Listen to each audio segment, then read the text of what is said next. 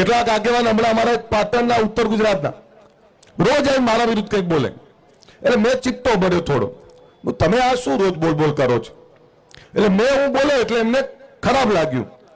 તો તમે મેં કઈ ભૂલ નથી કરી, કઈ એવું નથી કર્યું, તેમ છતાં રોજ તમે મારા માટે બોલો અને હું તમારા માટે થોડુંક બોલ્યો તો તમને દુઃખ થાય છે, તમને તકલીફ પડે છે?